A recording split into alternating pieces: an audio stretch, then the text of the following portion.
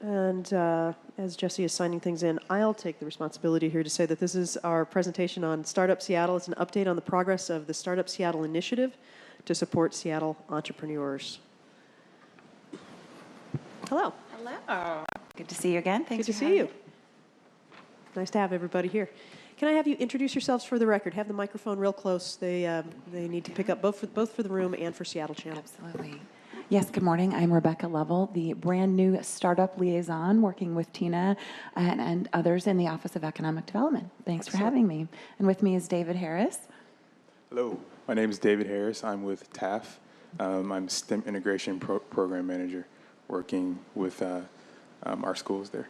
You have a TAF hoodie and everything. Yes. That is a striking TAF hoodie. Thank you. It was a sad day for me when TAF left Columbia City. I realized that it's gone to some great, locations now, but that was sad for me. We miss it. I still think about it.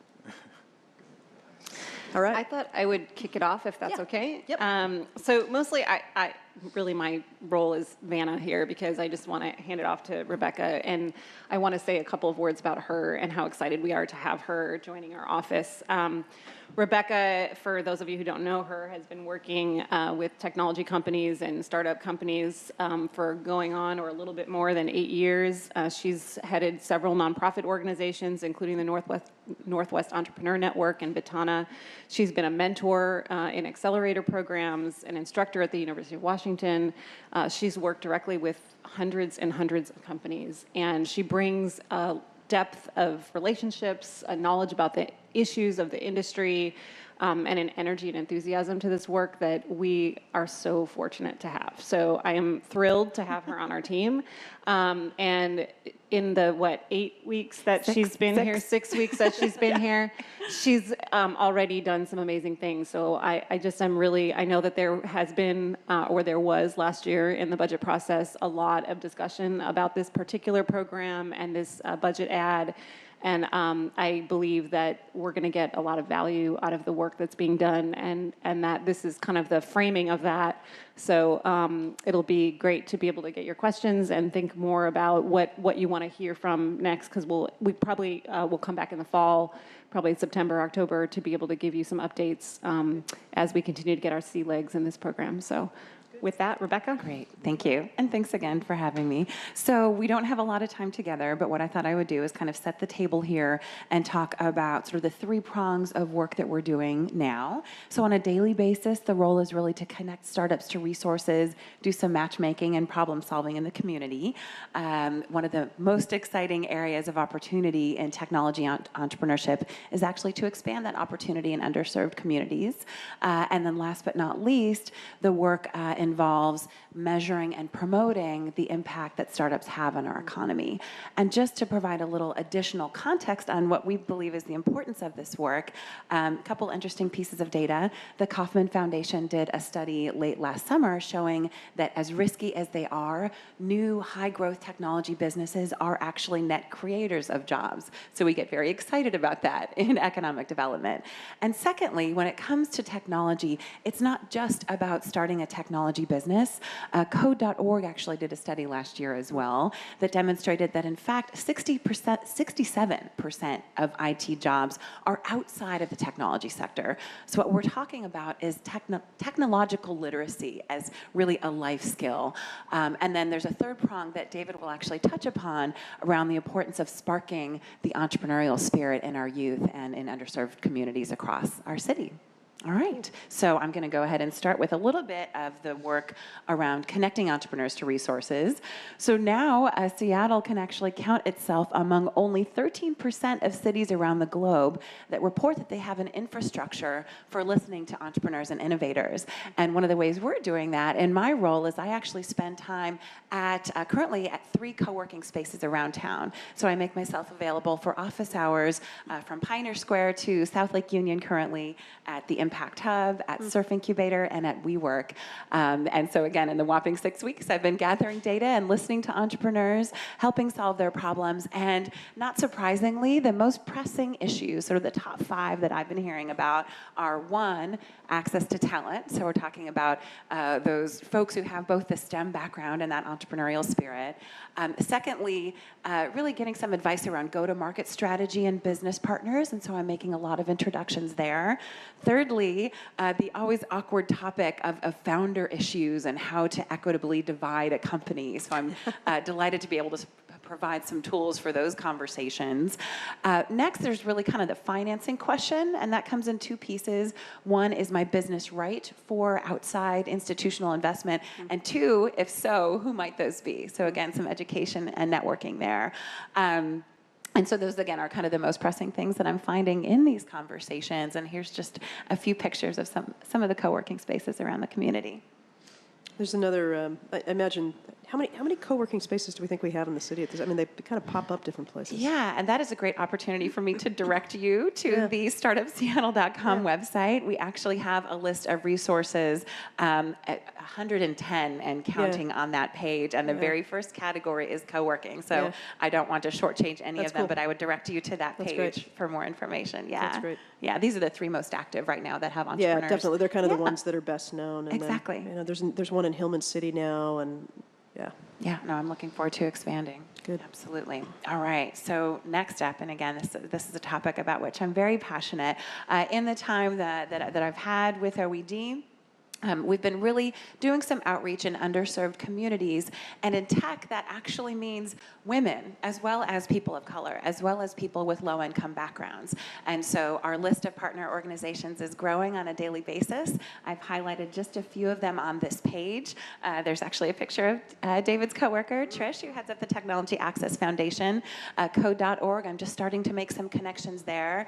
Very excited about Ada Developers Academy, which, if you're not familiar with it, is a tuition-free program. It's a year-long program for women who are looking to retool and skill up and get involved in technology careers. That's very cool. So it's 6 months of coursework, 6 months of sort of mentored internship opportunities and job placement thereafter. Are they based here? Where are they based? They are, yeah. They're right here in Seattle, and that was a great partnership, actually, that OED and the state was involved in launching this past year. Nice. So Seattle Public Library is doing a lot of work around digital inclusion.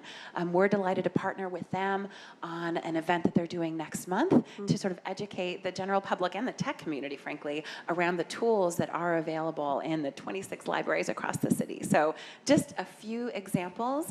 I do want to make a little time for David to talk about the importance of the work that they're doing and a little bit about our partnership with Technology Access Foundation. Good. So please, thank you for coming. Thank you. Thanks for having me. Just a little bit about TAF. TAF is a nonprofit organization whose mission is to equip students of color with success in life through the power of STEM education, or science, technology, engineering, and math.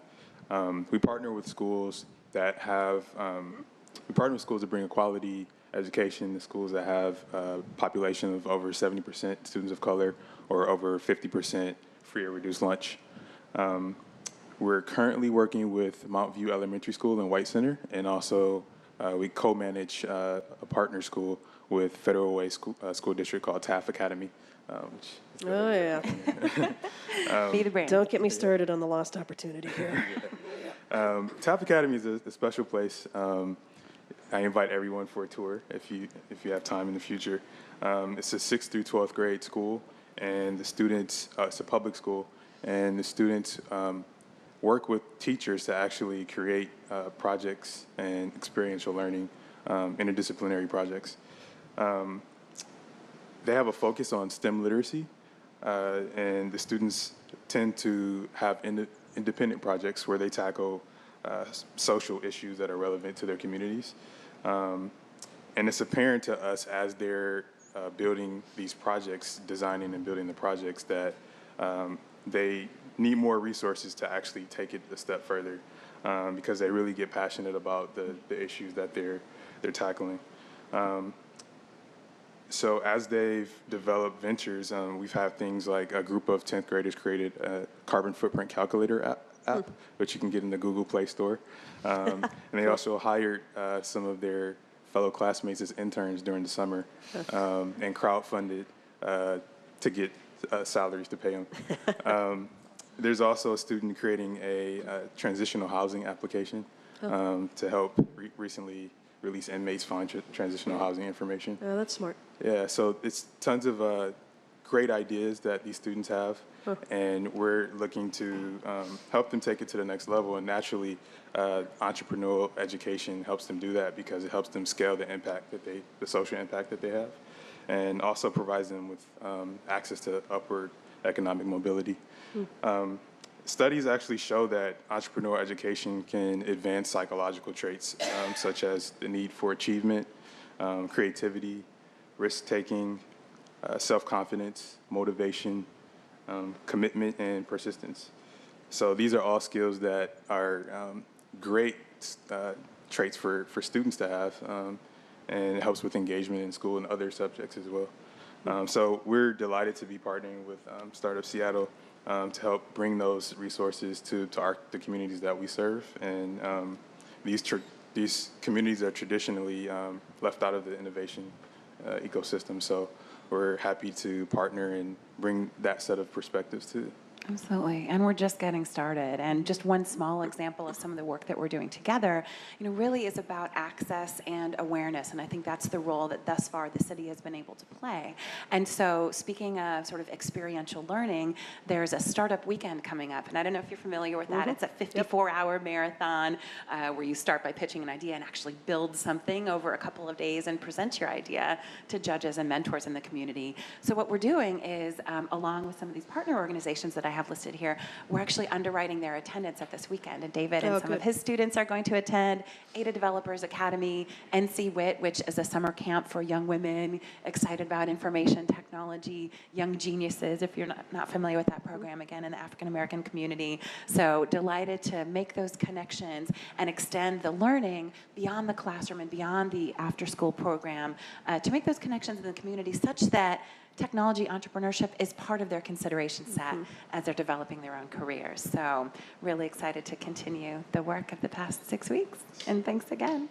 And Question. So David, for that partnership, you guys are tracking then and somehow doing the connection for young people who are in Seattle, or does it matter, or how are we tracking again sort of who's being served and outcomes? Go ahead. Yeah, we are developing our framework for what schools we actually reach with this particular program. Okay. We're looking to expand out to Seattle as well. And on the Startup Seattle side, this is a small pilot program. We're testing the waters and want to be really purposeful about how we continue to roll out. So I think that one of the most powerful opportunities is to have David there, is to have the leaders and students of some of these organizations to see what we can do to, adjust this framework and this kind of programming, for those communities. So just getting started, but we'll have a dozen or so students attending from across these organizations. I want to jump in and I'm not sure if you're done with your remarks, Rebecca, but No, I have one more, but please. I just want to get to the place where we're talking about metrics because I think that's where you're going, and I think Yeah. That's the next slide. Because here. as much as I love my neighbors in Federal Way, Right. really I care about my neighbors inside the city boundaries. Certainly. So, yes, the last couple pieces of the work that we're doing here are around measuring the success and the impact that startups have, and then certainly promoting that to make sure that Seattle remains competitive in the global marketplace. So in terms of metrics, here on the left side of the screen, and you can see this real time on this startupseattle.com website, we have a startup map as part of our resources section.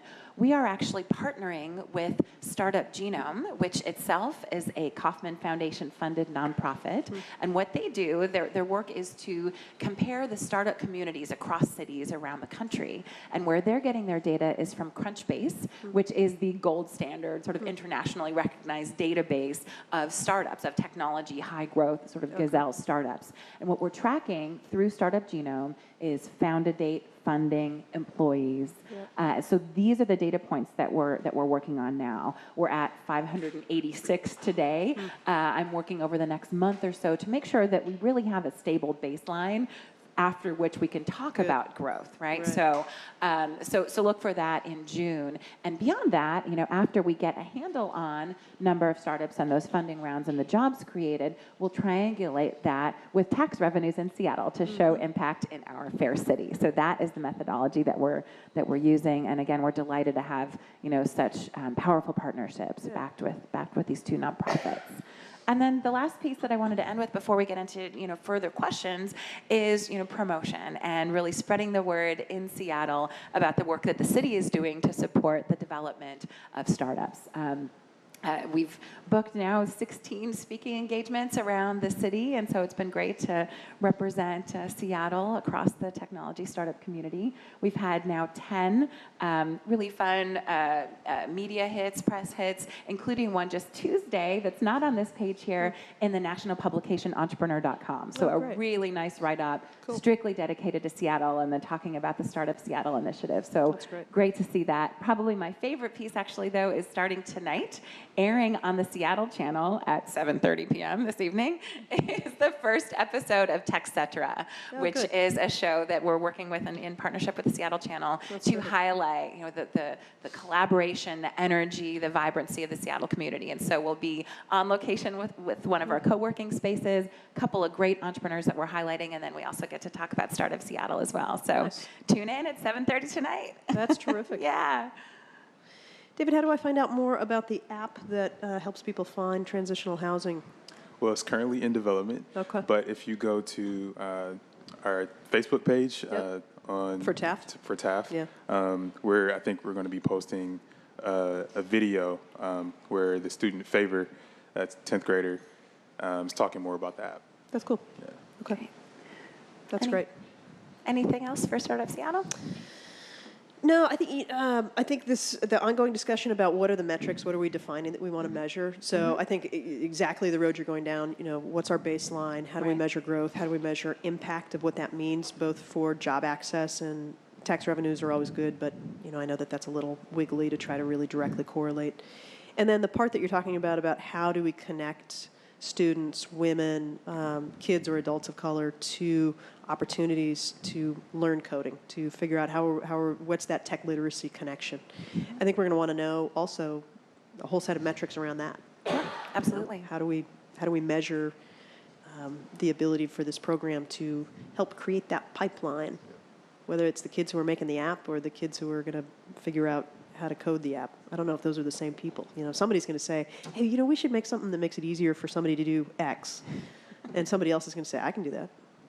Yeah, exactly. Bring them together. That's Rebecca's job. That's right, not your brother. That's Rebecca's job. When do you think, I know that there's a big announcement happening right now. So I know. There are a number of people out of town. So Yes. this is a smaller group than Yeah. than I know. I know there's other people interested on the There are. council. But when would you like us to come back? I'm imagining September, October. I don't September, know if you want I think sooner. October would be Okay. too late. Okay. I think so- September would be really good. Okay, and then we'll have, I Yep. think, at that point, not only we'll be able to tell you more deeply about how Yep. we're tracking things, what the metrics are, but hopefully Yeah. we'll also have some accomplishments to report at that point. Yeah. I mean, not to say that we don't already, because I think it's pretty impressive for 6 weeks worth of work, but will it be a little bit more, I think, on our way in developing the program? And I imagine Steve's monthly report will include a few things here and there Yeah, also. absolutely. And that's good. But then, I wouldn't want to go past September. And if you want to talk more in detail about metrics, I know Rebecca's given herself a deadline of June 30th to kind of have the baseline. Okay. We could also do an individual briefing. That'd so be terrific. Just let us know. I think that'd be smart. Okay, And so maybe maybe have we a can little come to memo one that of I the can give to check-ins. colleagues as well. Okay, yeah, Yeah. great. Great. Thanks again. That's terrific. Thank you very much for being here. Really appreciate it. It's exciting. That's our last item on the agenda for today. Again, a reminder, we do not have a meeting on May 15th. We've taken that spot for a minimum wage committee meeting. And instead, the next meeting for this committee will be June 1. Thanks, Jesse. With that, we're adjourned.